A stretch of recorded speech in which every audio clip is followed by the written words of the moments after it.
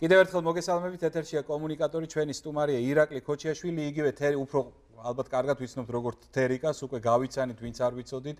მე მინდა ძალიან დიდი მადლობა მოგიხადო იმისათვის, რომ ჩვენს აი ამ ცოცხალ სესიაში მიიღე მონაწილეობა და სერიოზული წარმატება, იმიტომ რომ უამრავმა ხალხმა ნახა ეს რგოლი ჯერჯერობით და საკმაოდ პოპულარულია ინტერნეტ სივრცეში.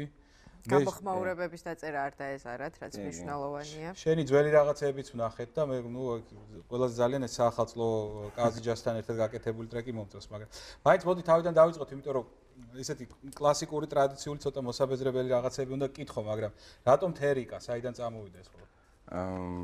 რავი, სახში ყველა სახში და სან მშობლებიც, დედაჩემიც თერიკას მეძახეს. იყო ადრე წარმოშობით ვარ თერჯოლიდან, დასავლეთიდან, იმერეთიდან და თერჯოლას ვარ დამიზახებდნენ და ანუ რაღაცნაირად შეამოკლეს უბანში ბიჭებმა ჩემი სახელი.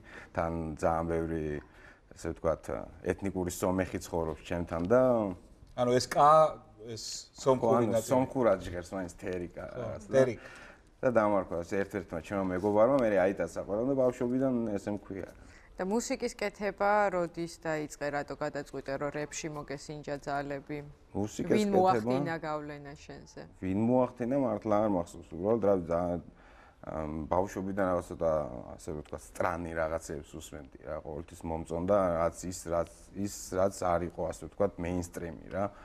და რეპის ალბათ რავი პირველი ვის მოусმენდი, ალბათ თუფაკი იქნებოდა ამის, იმიტომ რომ ჩვენთან მაინც არ იყო ხა დღეს უფრო ინფორმირებულია ნებისმიერი ადამიანი მაგ სფეროში და ალბათ თუფაკიდან დაიწყო. ნუ პირველი ტრეკი როგორც ასეთი რომ ჩავწერე, მაშინ ვიყავი სადღაც 16 წლის. მაგრამ სერიოზულად მაინც არ უყურებდი ამ ყველაფერს, ნუ მაინც რაღაც ჰობის დონეზე მქონდა და მე უკვე როდესაც სხვა უკვე კომენტარები წამოვიდა რომ ვიღაცას მოსწონს ჩემს გარდა უკვე ეს ჩემი ასე ვთქვათ ნამუშევრები უკვე სერიოზულად მიუდექი ამ საკითხს. შენ ახსენე რამდენიმეჯერ უბანი და იმიტომ რომ ამ სფეროში ძალიან მნიშვნელოვანია, საქართველოში ძალიან მნიშვნელოვანია საიდან ხარ, რომელი უბნიდან ხარ, რომელი რეგიონიდან ხარ, იმიტომ რომ გარკვეულწილად უკვე გამოკვეთილია ეგრეთ წოდებული East Side, West Side საქართველოში, დასავლური ჰიპ-ჰოპი მოდის ძირითადად ქუთაისიდან, თბილისი მეორე ცენტრია ალბათ.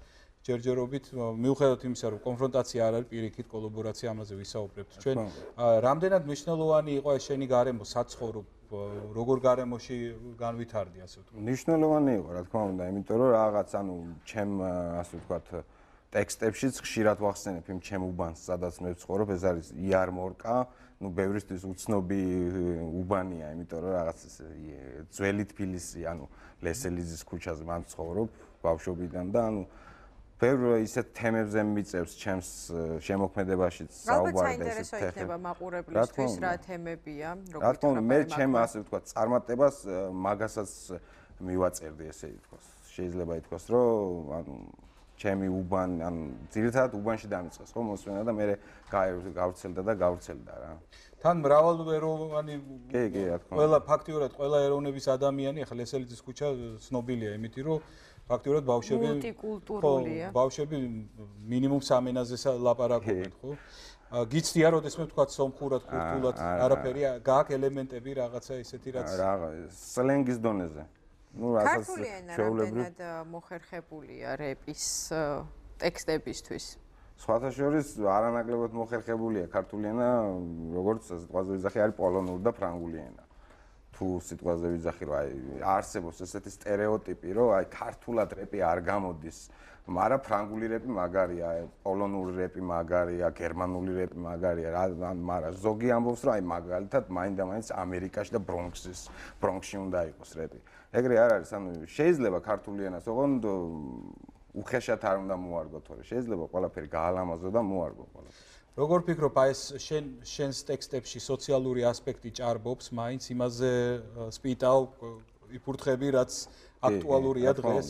რა თქმა უნდა. რა თემებია ეს, რაზე გვიყვები ამბებს? ნუ ძირითადად რაც მე არ მომწონს, ეხლა მაგალითად შეიძლება ვიღაცას რაღაც არ მომწონს, მაგრამ ეხლა მე ხო არ ვიცი, ანუ მე პირადად რაც არ მომწონს, იმაზე აი მაგალითად ძალიან ისეთი მოყვა ჩემს ტრეკს ზაღთა თარეში პატარა ვიდეოზე, ნუ ერთ დღეში გავაკეთე, იმიტომ რომ კოლმეურნეობაზე ჩამოვედი მარშრუტკიდან, მივდიოდი სახში, მქონდა სულ რაღაც 150 მეტრა გასავლელი და ამ 150 მეტრის განმავლობაში სამჯერ გამაჩერა პოლიციამ რა და სამივეჯერ ამოვალაგე ჯიბიდან თუ რამე მქონდა პირადობები ყველაფერი ჩაიწერეს და უკვე რომ მივედი სახში გამიშთა სული ხო რა პონტია ხო რატო მოდი ვნახოთ ეს სიმღერა მოვისმინოთ ეს სიმღერა და ცოტა წარმოდგენა რო გქონდეს რა გტკივა ყველაზე ძალიან კარგი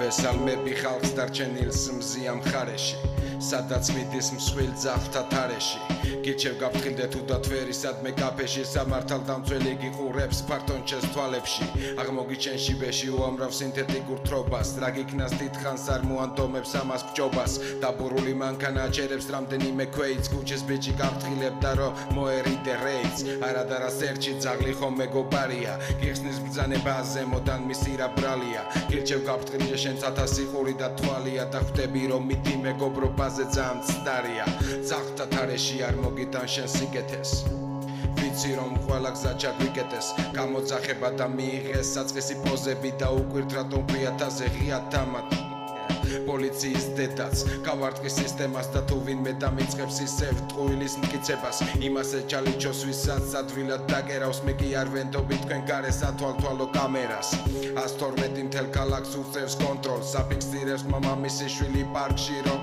ეს ხდება მისი აგრესიის მიზეზი და ხვდები ასე ნაგლად სახში რატომ შემოვიდა ეძებს გულმოდგინებს ადმე დატოვებულ ფაქტს თუ იპოვის მხოლოდ ჩემს რამდენიმე ტაქტს ხო დაადგეს და ესეც გაიგეთოს სანამ მოხდა რაიმე მძიმე ბლაგვისაგანი თავში არა დაგვიწავს პატრული თუ სამართველო წითელ ურჩბერებშია მეოცნებე საქართველო პრეზიდენტს აჩმორებს მინისტრი ოლიგარქი და ამ დროს გრძელვადიან სტროქზე მიდის ხალხი ნარკოტრობაშია პრეზიდენტის ქალიშვილი არ არის კაციშვილი და ვერ ხვდები ჩვენ რატომ გვიმიზნებენ ტოპებს და ბალღობეზე ყოველთვის ალბათ გადატეხენ ჯოხებს ძაღლთა თარეში შეინიშნება ჩვენს მხარეში და ხვდები ამაში რომ შენც ყელამდე ჩაეშვი თუ არ მოგწონ შენი საქმე ადე და გაეშვი შეწყვიტე ოცნება და შენც მიწაზე დაეშვი ძაღლთა თარეში შეინიშნება ჩვენს მხარეში და ხვდები ამაში რომ შენც ყელამდე ჩაეშვი თუ არ მოგწონ შენი საქმე ადე და გაეშვი შეწყვიტე ოცნება და შენც მიწაზე დაეშვი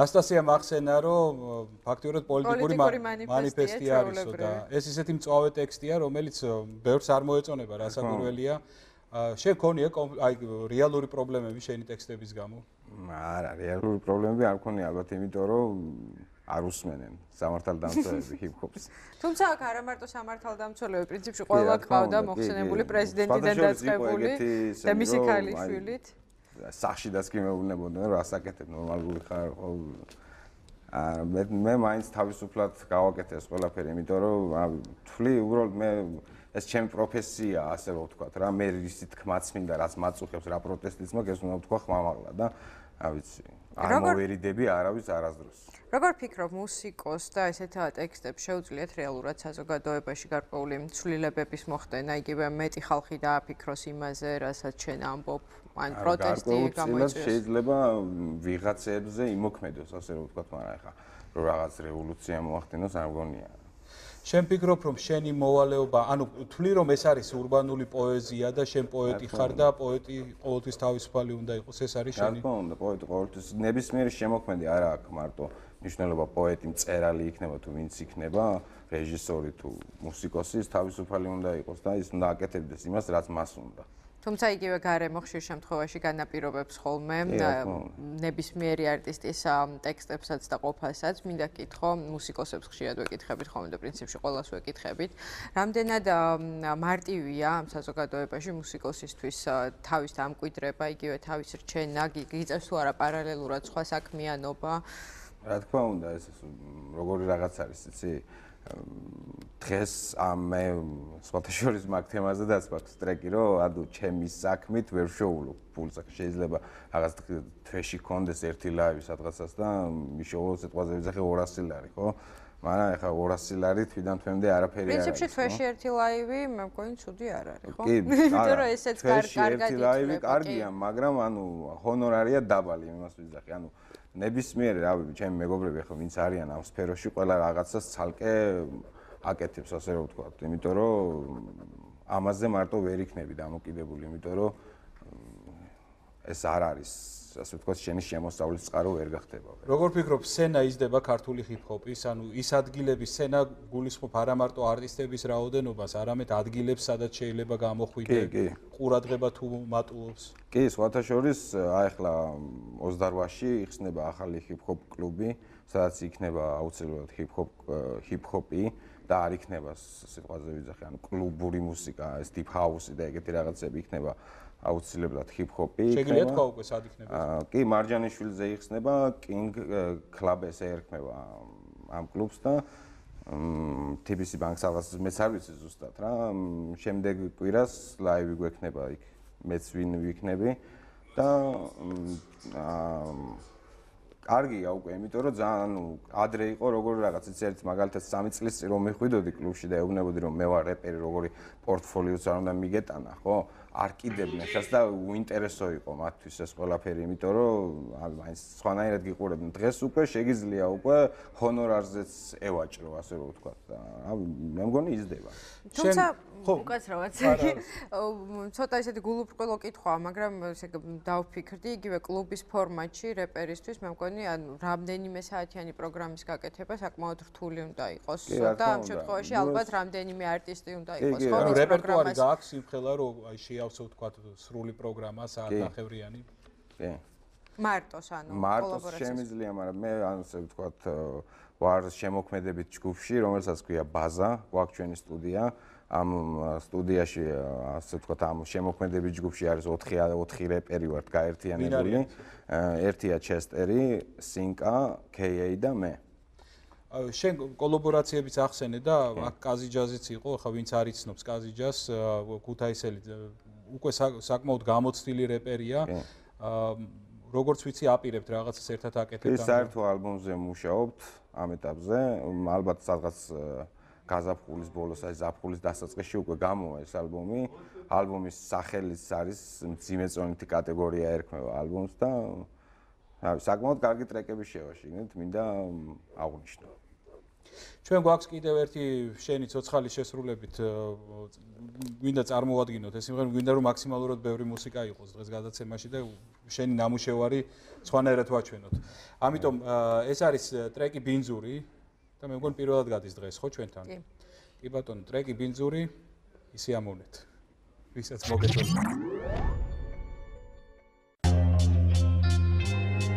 Yeah, check it out, come on. Baza. Come on. Yeah.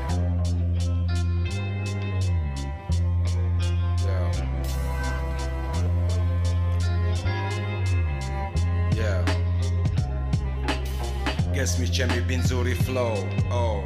ერთად ვიმოგზაუროთ პლანეტაზე, let's go. არ მეგონა თუ აქ იყავი, გაგიჩერეთ რომ მე ხო ვაკეთებ ბინძურს, შენ კი უსმენ, yo. მიიღე ჩემგან შენ ეს რამდენიმე რითმები, თუ აქაც ვერაფერს მივხვდები, შენ twin-თან მოვიგდები. ვერ ხვდები წუთ ნახევარს გაკარგვინებ რაში, ვერც ერთმა სტუდიამ ვერ დამატოვებინა ეს თამაში. შეწყდა სიცივე, ველოდები ივლის, მარტო მიყვარს ხეტიალი თუ გინდა კითხეთ ფილის. ამჯერა რომ სადმე ტირიფები ტირის, ყვირის, არა ჩვენ ეს ხედარი შვილის, ისევ ის რიტმები, ისევ არ ვიპარ საუწვერებს, ისევ ქუჩა დავშოულობ AK-47-ს, სოციალურ ქსელებს მიმართა ყველა ფენებს, რესპექტი ვინც დედამიწას გამიჩერებს. თან არ მინდა ჩასვლა, მინდა გავხდე ლეგენდა, თუ გინდა იყო ლეგენდა, შუბლზე მიიდებ ბერეტა, მითხრა გონება მგონებასთან მომკლა გასწორებამ, უბრალოდ გაჩდი სხვაგან და უკან და ღია ცხოვრებამ. ჩავჭურჭულა ყურში დედა ბერმა, ერმა არ მიიღო აღსარება ჩემგან შავმა ბერმა. ისევ დაიწყო თამაში გზნობებმა ძველმა, მოკლედ გადამღალა ყველა ბერმა.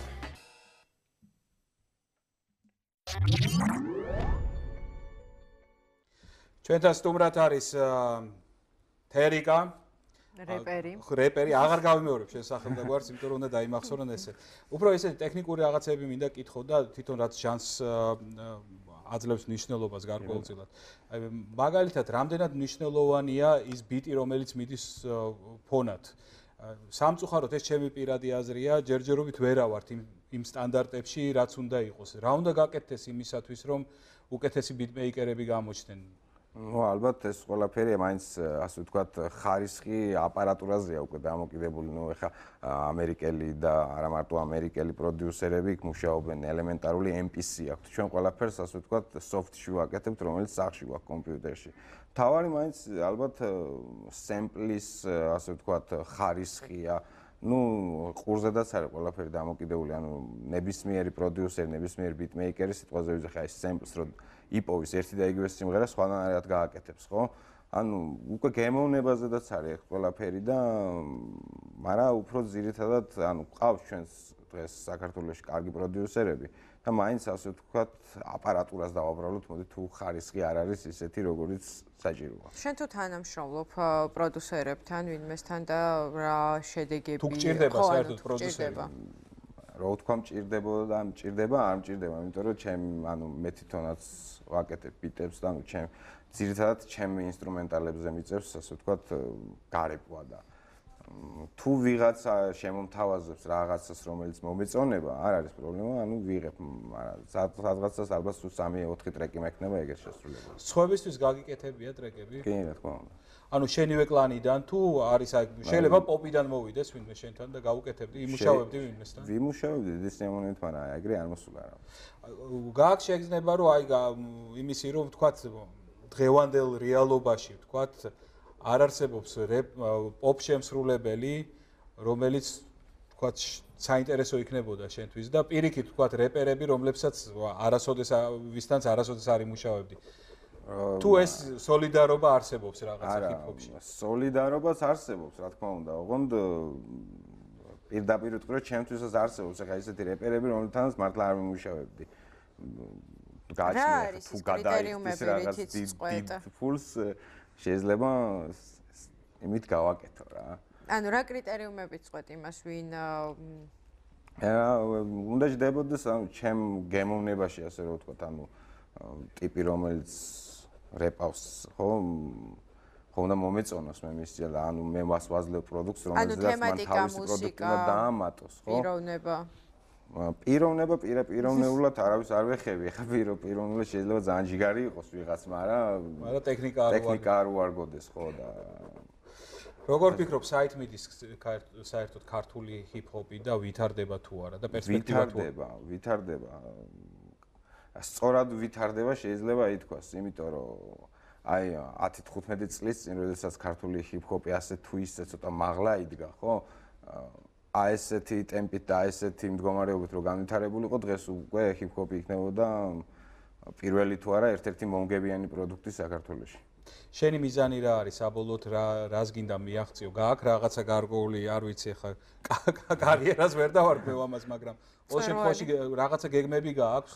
არა, გეგმები, ჩემი გეგმები ხა ამ ეტაპზე ის არის, რომ აი მუშაობ ფიტ ასე ვთქვათ, ფიტი იქნება, ანუ ალბომზე კაზი ჯასთან, ეს აუცილებლად უნდა გამოვიდეს, სხვადასხვა გეგმა აქვს რამოდენიმე მინიმუმ 2 ვიდეოს კლიპის გადაღებას ამ ალბომიდან ტრეკებზე, გვექნება აუცილებლად პრეზენტაცია ამ ყველაფრის და პარალელურ რეჟიმში მუშაობ ჩემ მიქსტეიპზე, რომელიც მალე გამოვა და ცოტა ესეთი იქნება, ანუ ინტერნეტისთვის იქნება გათვლილი ძირითადად, ანუ სოციალური მუსიკა იქნება შიგნით შესული. და აი სახელიც მოფიქრებული მაქვს უკვე რამოდენიმე ტრეკის დაჟე დევს ინტერნეტში ამ მიქსტეიპიდან და მინდა რომ გავაერთიანო ეს ყველაფერი და ერთი სახე მივცე, ანუ როგორც მიქსტეიპის და პარალელურ რეჟიმში მუშაობ ასევე ჩემ ალბომზე. ინტერნეტში რომელ ქსელში შეიძლება მოისმინოს კაცმა YouTube-ზე კიდევ SoundCloud-ზე? SoundCloud-ზეც არის და YouTube-ზეც. მოვაგროვებთ ყველაფერს აუცილებლად და თერიკა უგმესი მადლობა. წარმატებებს გისურვებ და იმედი გვაქვს რომ ახალი ალბომი როგორც კი გექნება მოხვალ ჩვენთან სტუმრად და კიდევ ჩაგვიწერ რამდენი. დიდი მადლობა პირიქით თქვენ. გაიხარეთ. თქვენ უყურებთ კომუნიკატორს ბატონო ბულხალბატონო.